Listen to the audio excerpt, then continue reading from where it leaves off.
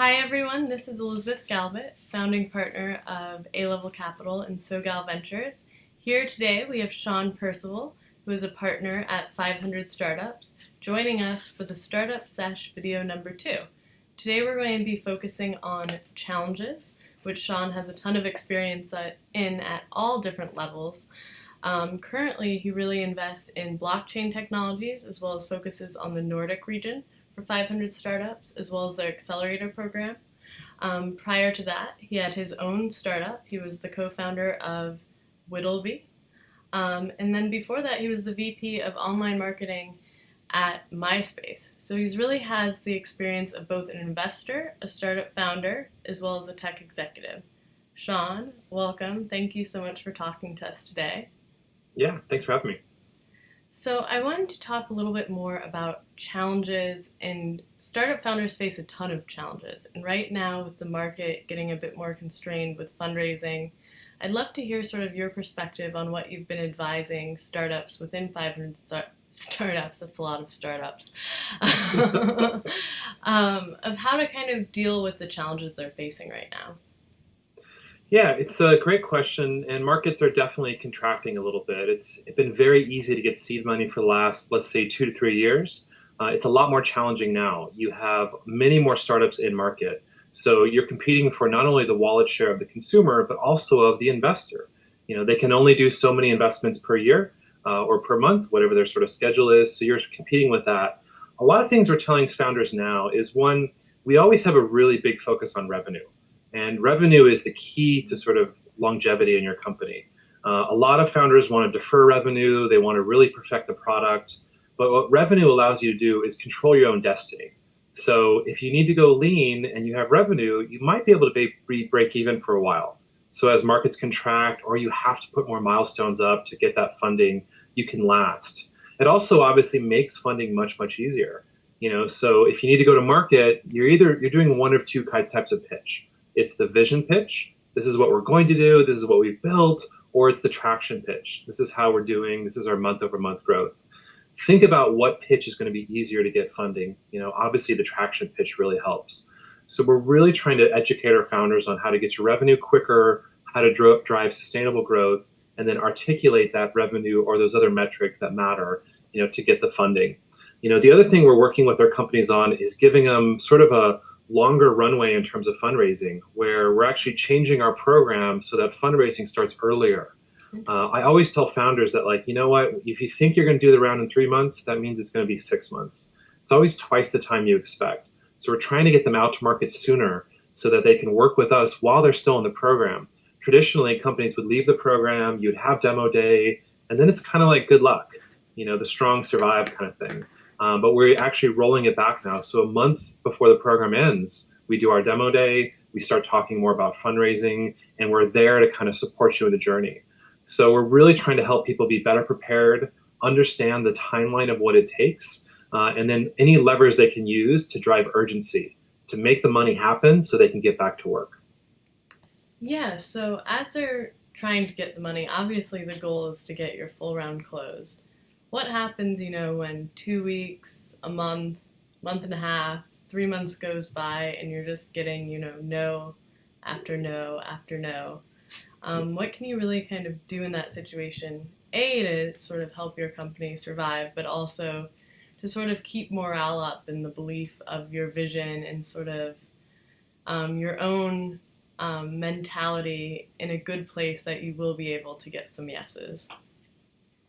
Yeah, and it's that the no's are really tough. And I don't think founders ever understand how many no's they're going to get. And I've seen founders get discouraged after the first or the second no. And as part of the education we do, we set the expectation that you'll probably get 50 no's, just so they understand that, I may need to talk to 50 to 100 people to get 3 to 5 that actually make the investment. So once again, setting their expectations so that they understand how this journey is going to be. I can tell you a personal story that I had a great business. My last startup was growing 30 to 50% month over month. We were up to $3 million a year in revenue. Things were working. And I actually got a little too confident. I was like, this is for sure. Who would not fund this business? Right. And the first few no's were, okay, I kind of, dealt with it. The 10th no got really tough. The 20th no, the 30th no. And I actually managed it very poorly. And I took it personal. And then that's really not what it should be. It's not personal. I remember what I did, even maybe this is extreme, but I taped all of these no's up to the wall in my office at home. And I wanted to really just sort of look at them and sort of have power over them. But I think that was actually the wrong thing to do. I was getting fixated on it. So I think what you need to do is you take the no, you write back a very courteous email and say, thanks. Usually the VCs say that corny thing. He or she will say, we're going to root from the sideline kind of thing. And it's really, really discouraging. But you need to smile. You do a courteous reply. And the way you need to think about it is, okay, I need to move on, but I might be able to get that person back. And the way I'm going to get them back is I'm going to sell them momentum. So they said no today. In 30 days, I'm emailing them again. And I'm telling them, hey, just want to check in with you, let you know that we've got more revenue. We've signed a big client. We have additional capital. Anything you can sell that shows you have momentum, you can bring them back. It's actually very easy to do that. But it is important to take your no, dust yourself off, move on. I mean, it's a good and a bad thing, but there's so many investors in Silicon Valley. There's thousands of us, so don't get fixated on the 1 to 2 that say no. Dust yourself off and then go right back to them with momentum. When you really have something to talk about, you can reactivate that conversation and be back in the game. So beyond just like yourself and dealing with your own mentality during fundraising, how do you think founders should communicate with their team during this process to also keep their team morale up, but also be transparent and open and honest with what's going on?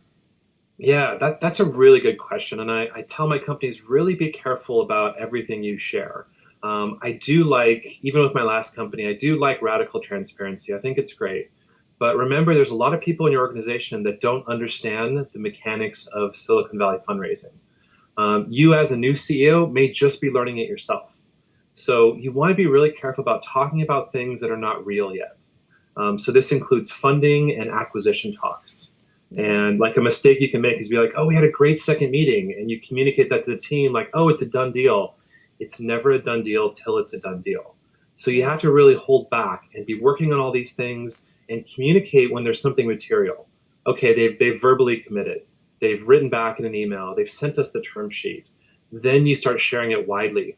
So I do think you want to maybe segment where, okay, your co-founders, maybe your executives, they are privy to everything. The rest of the staff, the engineers, other folks, you probably actually want to shield them a bit and only go to them when you have things that are real.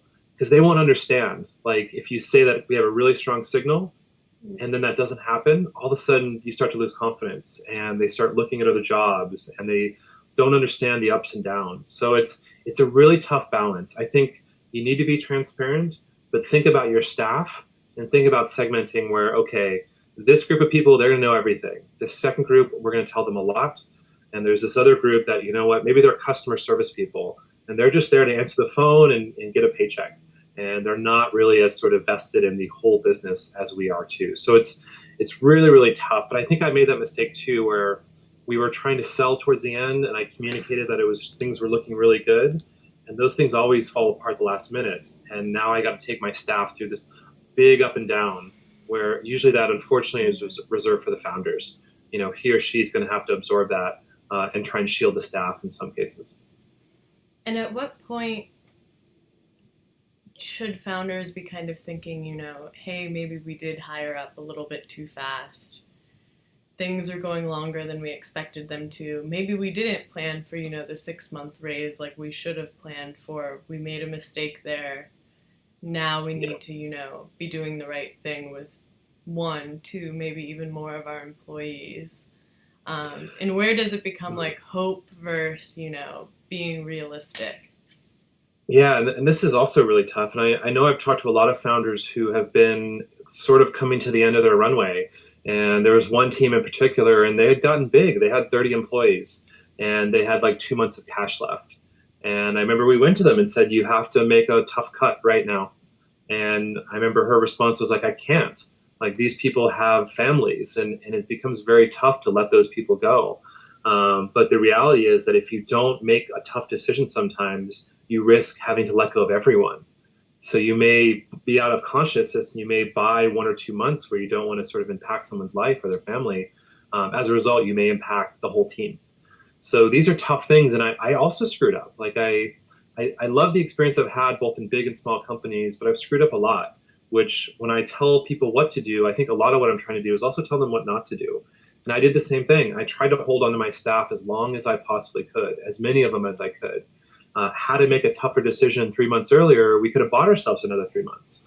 So I think you really need to be thinking about that. If you are getting down to your last 2 or 3 months of revenue or last 2 or 3 months of cash, you may need to make a tough decision. And I think also as you raise money, there's really no point in raising money unless you're buying yourself 12 to 18 months of runway with the staff that you have and maybe a little bit of growth in headcount. That gives you the time you need. If you can only get the money to last another 3 to 6 months, like as soon as the money comes in the bank, you'd have to turn around and start fundraising again because that's how the cycle works. So I think really making sure you're getting enough money, you're not overstaffing, and that 2 to 3 month window, that's when you have to make that critical cut. And it might be half the staff. And that is incredibly tough. Laying off people that have, given so much time and energy and heart and blood and sweat. It's like, this is really, really, really tough. But you as a founder, it's your duty. You have to try and make the company survive. If you have investors, it's your duty to try and, return their money. So you do have to make that cut. And there's no easy way to do it but to just do it. And once you've done it, I think it'll be a really tough day. And I've had those days where I've laid off entire teams or my entire company. And it's a tough day. You are going to go home and be miserable. And you're going to hate yourself for a while. And some of those people may not like you and they might unfollow you on Twitter and do other stuff. But, in the end, I think they'll understand. And if things go better, you can bring them back and, you can repair those relationships. But better to go to them and say, we're letting go of you. We're giving you a month's severance. This is the best thing I can do for you and the company. And I have to make this tough choice and unfortunately just power through it and get there. Yeah, and that's a really interesting point too. Like a lot of times you are kind of intertwined with your employees as well. You're friends with them. You're friends with maybe even their family as well. As sort of the CEO or co-founding team, how do you deal with sort of that personal versus that business relationship, and sort of how have you personally sort of mentally dealt with that in the past when you've had to make those tough decisions? I think most people will always tell you never hire friends. I think you'll always hear that, but I don't think I like that advice as an investor and also as a founder, just because I've had so many good friendships / coworker colleague relationships that have worked out really well, because that person a lot more intimately than just a regular person that you hire too. So I think most people say never hire friends. And then contradictory though, as VCs, if you tell us we've been friends for 10 years, we've done 3 businesses together, like that's a huge good signal and we like that. So it is tough to have the separation. I think I would be careful in the early days. I think you do also want to be focused about, I'm hiring people smarter than me, and I'm hiring people that are going to make me irrelevant. So think about that, where it's like all these core people that I'm adding, they are filling in my weakness, and they should be better than I am at these different roles. So that a year, 3 years down the road, my company is just running really well, and I have the team that I need. I think where you get in trouble, where it's like, I'm so desperate, I need anyone, and I'm just going to grab my friend because they're available. I think that's where you're going to get in some trouble, because then you've made the connection, you've made the bond, you get in too deep, and then it's hard to replace that person, and they may not be a good long-term fit. They may have been great short-term and satisfied that. So I'd be careful. And the one thing I do like, though, is the sort of try before you buy and hire slow, fire fast. So if you want to test a new friend into the business, make them a consultant for 30 days, give them very clear directives on what they're going to do, make sure you can work together before you actually pull the trigger and make them a full-time hire. So try before you buy really helps. After 30 days, you're going to like, is this going to work out? Is this going to impact our friendship? Or is this so strong that we just need to push forward? So definitely a big advocate. Try before you buy. I think you can hedge some of the risk in working with friends and in your new startup. Yeah, and talking about kind of like friends and then co-founders and potentially even raising your first initial seed round. A lot of the companies that we look at A-level were the first money in before they even would go to an accelerator or have a real seed round. And a lot of the times it's a bunch of friends or classmates, totally bootstrapping the company. And with sort of the challenging environment of today, how have you seen founders correctly and then incorrectly sort of deal with their co-founder relationships as they've sort of either struggled or thrived through the fundraising process? Yeah, so I think we definitely we see a lot of founder drama or founder breakup, and for some reason it happens on Mondays. I don't know. I think it's the stress of a new week, and I kind of joke, oh, when I get those emails, I'm like, yeah, it's Monday. This is a founder breakdown or a founder breakup is almost inevitable. I think that what we've seen where there've been major issues in the beginning, not really clearly establishing the cap table. So I think at your stage, you want to make sure that everything's agreed on because we've seen it once it's kind of a loose agreement or it's a friendship deal. They get into an accelerator, they raise their first round, and then the arguments start. And people don't feel, and then you're starting off on this bad foundation. So have a legal document, have an Excel cap table, have an eShares cap table, whatever it is. They're sort of online, and everyone agrees that everyone has the equity they want, and this is not going to be a fight or discussion. Because as you raise money and people start caring more, then the stakes get raised. I mean, zero of zero is kind of not a big deal, but where all of a sudden, okay, now Silicon Valley Fund, you put in money, we put in money, now it's real, and that's when arguments start to happen as well too. I think in the co-founder too, the sort of that is where the radical transparency should be. I've seen issues where a founder won't share the bank account with the other founder, even if the other founder was the CTO. They don't care. They're not going to do the books. They don't want to do the books. They want to build something. But it's just weird behavior like that where there is this lack of transparency happening in that partnership of two people, where it really needs to be, especially in those early days, because the problems are only going to get bigger, the challenges are only going to get larger as well too. So I think that's two things, and I think when you think about your co-founder, like he or she really needs to be strong where you're weak, and vice versa. Where I see a lot of challenges is where like one is really strong in one area and the other is strong there too, but they are not strong in sales, let's say. Neither of them are. But together they have to be to make the business work. So really look for people that are filling the gaps of where you're weak, not people that are so complementary where you're going to be stepping on each other's toes. Because then everything's a fight, everything's a little battle.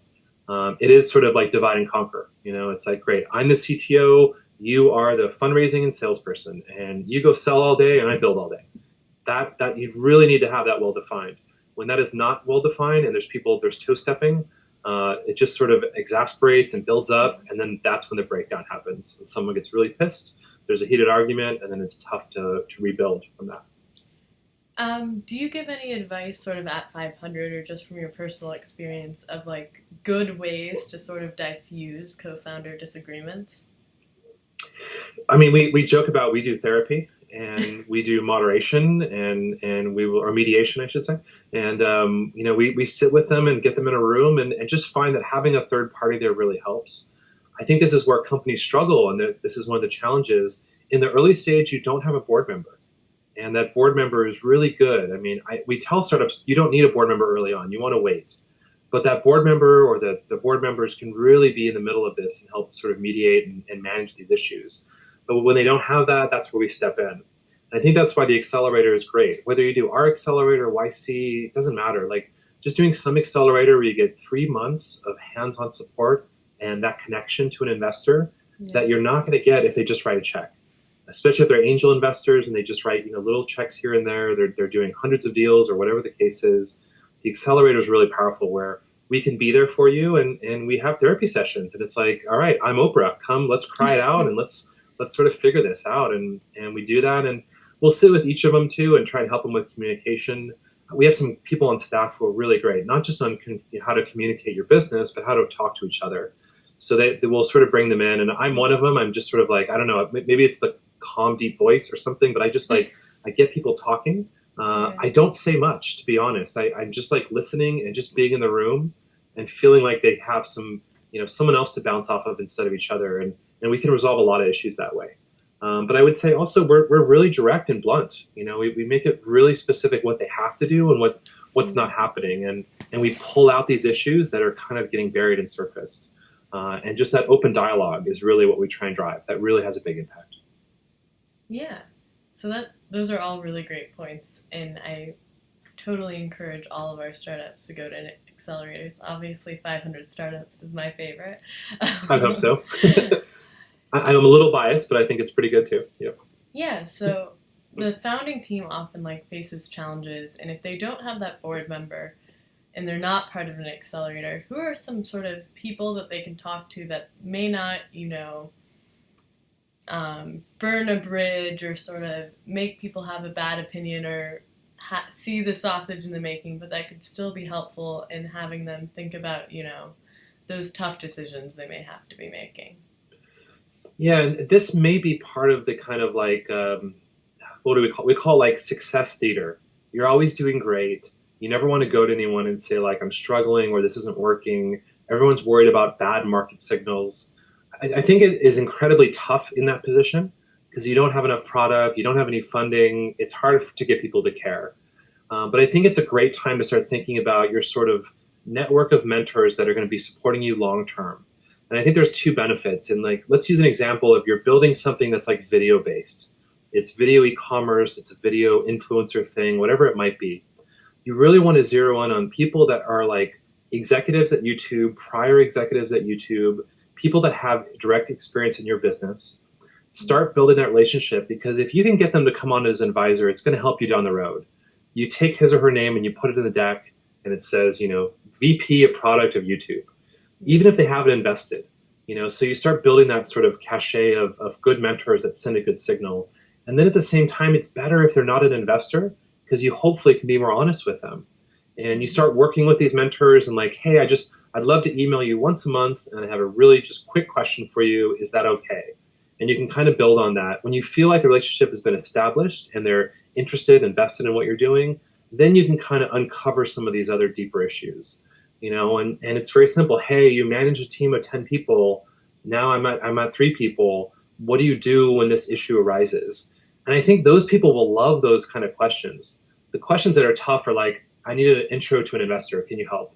I need money. I need to hire an engineer. Those are really tough questions to answer. But if you go to a mentor and be like, I need help managing people. I need help being a better boss. Mentors love these questions. They'll spend a lot of time helping you work through these issues. So I think the mentors are the better person to go to.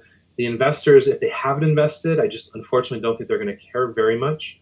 They're going to want to keep you warm, but they're probably not going to jump in too much. Yeah. And then you can sort of mitigate that risk of like, I don't want to go to this investor and show them that I'm weak and I'm having trouble. And maybe they'll tell someone and they'll be out skiing in Tahoe and they'll say, oh yeah, that founder just doesn't have what it takes. Like they'll say really stupid stuff like that. So you do want to avoid that, but the mentor's not going to. Like they really have no interest in gossiping and they're not putting money into. So I do think that's why you're finding these mentors early on. 500 tries to give you mentors if you don't have them. But prior to that, you can do that. It's just the way you approach them. It's tough to approach busy people, but that's sort of very much like, I love your experience. This is what I'm building. I'd love to email you once a month with one question. That's a really fair ask. It's not like I'm saying, I want to come see you every week. One email a month, like I think people in the Valley, most people will accommodate that. And they do want to support you and be helpful. Yeah. So who are some people that you personally consider as mentors along your journey?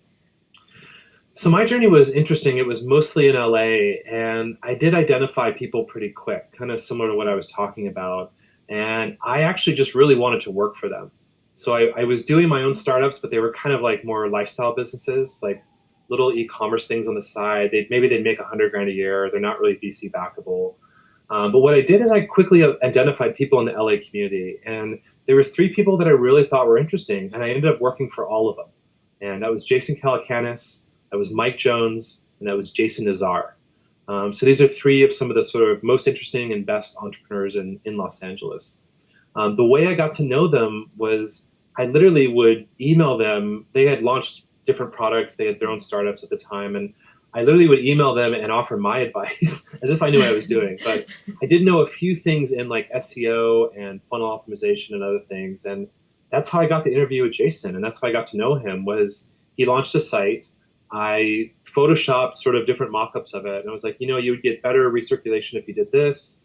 This would actually be much better for SEO. And I sent it to him just kind of out of the blue. And that got me the meeting, which helped me build a relationship, which got to know him, which eventually led to him hiring. So those are that's one way that I think works, where you identify people you want, you go to them and offer something that you have expertise in, and then all of a sudden now they really want to help. They've seen value, and It's kind of like they don't feel like you're looking for anything yet, and you can build a relationship and kind of go from there. So that's really how I kind of got going. I also tried to establish myself as an expert in very specific things. And I started with SEO, where SEO was a very big deal. Everyone was trying to do it, but nobody understood it. And I very transparently blogged about it, talked about it, shared my information with other startup executives. And even though I was a nobody, I had no experience and no one had done anything really significant, I got their time, I helped them, and then they've been helping me for kind of years to come after that. That's awesome. And I think that's a really great example. I always try and teach at least the students on our team similarly that, if you add value and you really give a concise reason for why you should be connected to someone and why they should talk to you, like most people are human and we all want connection and we all want, things that can help us in our businesses. So Yep. for the most part, people will be responsive and Yeah, and think about those people too. It's like they are launching a site, especially if they're launching a new startup. Like that's the best time where it's like I've been following this person, love what they're doing. They just launched a new company. They're so open to feedback and support, and it's like you helping them on their new journey, can really, really open the door for you, and they'll be even more receptive. And so, in many of those cases, they've just launched a product. That's when they're most in need of help. They're well known. They were already well known prior to that. Everyone's, sort of pecking at them, trying to get their time. Everyone's emailing them saying like, can I pick your brain? Which is the worst thing to say to a mentor. Don't ever say that. like we don't like it's a weird thing to say. And then, or can I go get coffee? Like it's really, really tough if you're a busy person to be like, okay, I'm going to give half hour to them, half hour to them, and I'm going to drive all around town and do all this stuff too. So that's kind of the bad way to go. If you send them some value in an email that they can understand within 5 minutes and forward to their team, boom, you've earned some karma points, I think, that you can cash in later. That's a great suggestion. Yeah. So what are some of the things you do on kind of a daily basis of, as you're saying, everyone's busy, we all have 100 competing priorities, and so do startup founders. What are some things that you've learned about how to sort of prioritize your time? And then what has been effective when, fire drills do come up, or even great opportunities like, wow, this investor just cold called us, he wants to meet in 2 hours. How have you kind of worked with prioritizing every different thing going on in your life or startup with sort of the changing tides? Yeah, I wish I was better organized. I would say that I definitely prioritize, but what's on fire obviously goes first, whether that is my own need or a founder, in a desperate situation, either a bad situation or something good is happening. And I really try and jump on those when we can. But yeah, prioritization is tough, and it's gotten more challenging for me. Now I've done 100 investments. I used to run the accelerator. So it's like I have all these kind of like family that I have to kind of think about or support. I mean, we are small investors, so I'm not on any boards or anything, which would be a lot of time and effort into every company. But I do, yeah, I don't think I have a great system, to be honest. I'm trying to think, I'm like, how do I do it? What's on fire? Trying to think about sort of dedicating Thursdays and Fridays late in the week to the in-person stuff. Trying to think about Monday, Tuesday, Wednesday. I got to crank. I got to get stuff done. I got to ship things. I got to sign forms. I have to do operational stuff that is not that sexy. Thursday, Friday is when I do have time for coffee, and I can do things like this, and I can actually sort of spend more time with someone too. So I really try and focus in on that. Otherwise, like personal life, it's like I have a family. If I could write my email all day and all night and miss out on a lot of life, I don't let email rule my life, which is good and bad. I miss out on some things. I try and encourage people to come to me in Messenger and other sort of more priority channels when things are really, really burning. But with email, I've really tried to not let email rule my life. I've tried to not wake up in the morning and like jump into email right away. I get established. I try and get something done, because email is this like black hole that people would just keep adding to and adding to and adding to. And then like the toughest thing to do is just like say no to things and move on if it's not critical to what you're doing. So I used to like just try and ignore that stuff sometimes. I'm trying to get better at basically saying like, you know what, this isn't a priority, or this is not something we can do. People that are trying to sell me something, just like go to them and be like, listen, no, I'm not buying office furniture in the next 30 days. Please stop emailing me every day, and trying to sort of like put things to rest as quick as I can so they don't keep resurfacing. Because what I do sort of dread is the email you get where it's like, just bumping this to the top of your inbox. It's like, oh yeah, you're reminding me that I'm not well organized and that I'm really delinquent on this stuff. So I'm just trying to take a hatchet to these little things or things that are not a priority or not meaningful to what you're doing, and just take a hatchet to it and be done. You really need to think a lot about this sort of 80-20 rule. 20% of what you do matters. How do you get as much time into that and not get caught up in the cycle of sort of all these little tasks and people emailing you to do other things? I mean, it's tough. I wish I had great solutions. I struggle with it just like everyone does in our business though. Yeah, and so what are some things you do for fun on the side to kind of decompress and stay mentally healthy? Yeah, I mean, I have kids which are really if you want to laugh and just not think about anything, have a conversation with a 5-year-old. It's just the most it just takes you away from everything. So I try and get them time. We have dinner every night, no matter what. It's awesome. Doesn't matter what's happening, got to have dinner as a family and sort of be together and have that time. I also it's weird. I de-stress by doing very complex things. So to me, de-stressing is I try and write code. I never was a great programmer, but I try and do that. I play games that are strategy games that are highly complex, but they are so complex, they allow me to sort of forget about everything. And then the other thing, which I really try and do too, which is where, founders, investors, it's really hard to have hobbies. And think back to 10 years ago, or think back to when you were not in startup land, you probably had all these hobbies and you were cycling through them and doing all the, okay, this year I did this. It's really easy to lose track of that. So the last few years I've been trying to do that by learning new language, learning to play piano, learning just kind of other things that are not really related to tech in any way. And not even thinking oh, I'm going to play piano for the rest of my life. I'm just going to play piano for 6 months or 12 months and just enjoy the learning process of something very not technical. So that's what I've been trying to do. Every 6 months, I'm trying to sort of cycle in something new that is a real hobby, where I think a lot of founders struggle with that. And it was so what before my language last are you startup. learning right now? What's that? What language are you learning? I'm learning Norwegian because that's important to the work I do as well. But it's just, I don't know, it's just fun to try and learn something. I will get into weird technologies like Bitcoin and virtual reality and other things that I'll try and do stuff. I'll try and build in there, even though investors are not really, we're not really builders anymore. We're bankers, Right. I just try and not lose track of that too. So I would just really think about that. Do I have any hobbies? Ask yourself that. If the answer is no, close this video, go find something to do right now and commit to it and just keep the commitment realistic where it's the next 3 months, I'm just going to do this. Once a week, I'm doing this. But forcing yourself to actually have hobbies outside of tech is tough. And I think especially tough if you're in a city like San Francisco where it's or New York or wherever, it's there's always something you can do. There's always a mixer, there's always an event, there's always a talk, there's always someone that wants to meet, So once again, this sort of black hole of work, not allowing you to have these things on the side. So yeah, really be thinking about that. Do I have hobbies? And if I don't, and I haven't had a hobby for 5 years, get back into it. Do something that you can create and look at and be, enjoy the process. Yeah, I think that's excellent advice. And a question I probably need to think about as well. Probably. I mean, it's what are your hobbies? Let me ask you some questions. What do you do to de-stress? So my hobbies right now, I like trying different ClassPass things. So I tried an aerial yoga, and it was absolutely awful. So I'm still trying to figure out what it is that I actually like. My boyfriend and I like traveling a lot. We just got back from Utah. It was half business, half fun. And I skied for the first time in, I think, 6 years. Yep. So that was fun trying to relearn how to ski. And I think I really realized wow, I really like this. I should try and, once a year or so, try and do something with skiing because I had forgotten a bit, sort of skiing. And then I love crafting and designing things. So I actually got an MBA, MA in design. So I love designing anything visually or with my hands. So I make a lot of jewelry and just little silly stuff.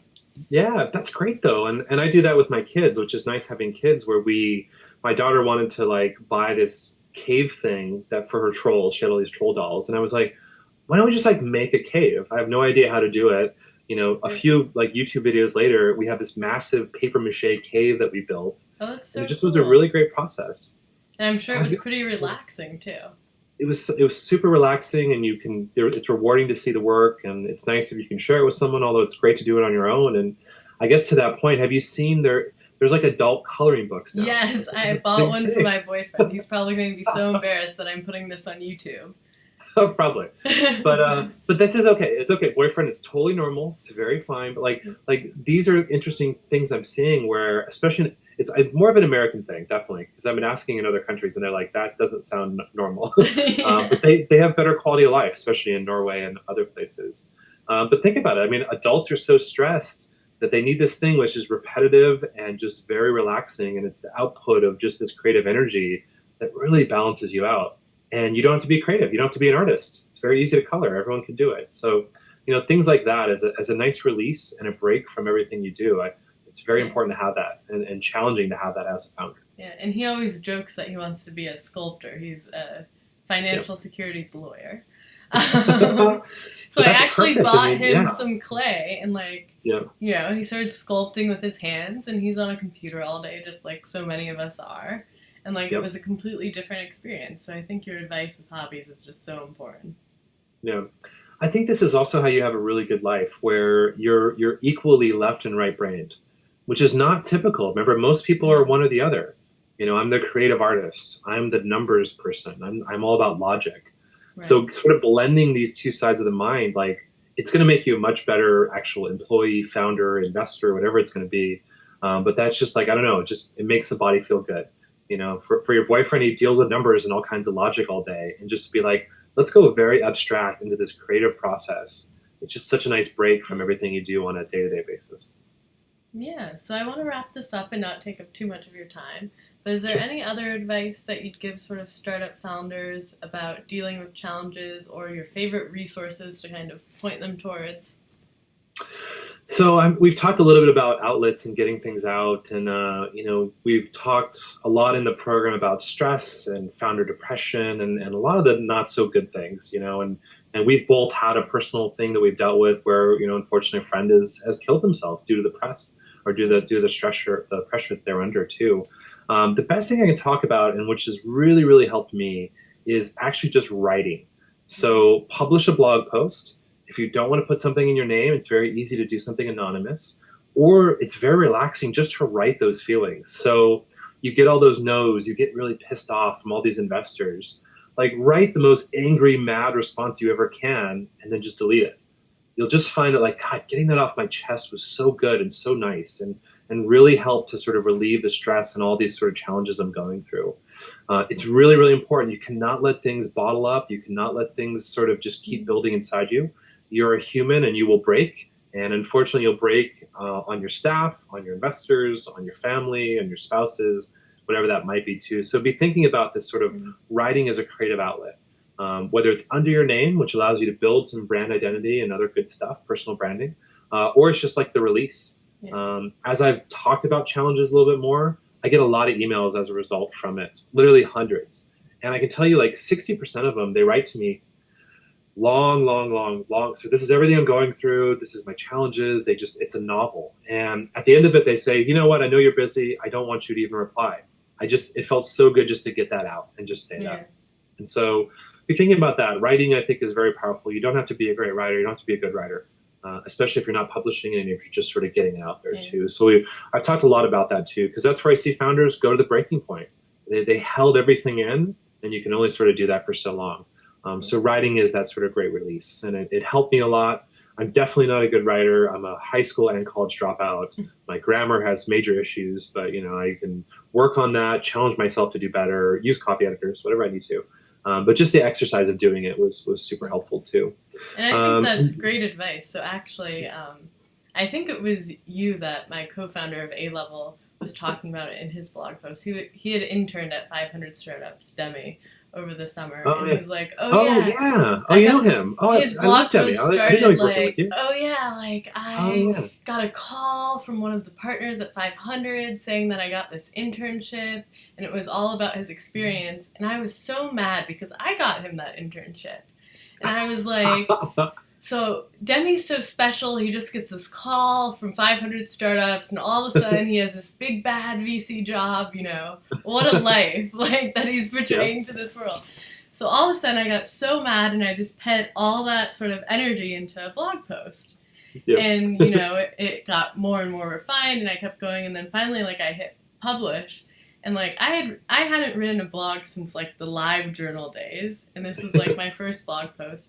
And it ended up getting hundreds of thousands of views, as well as kind of opening every door that I needed to be opened at the time.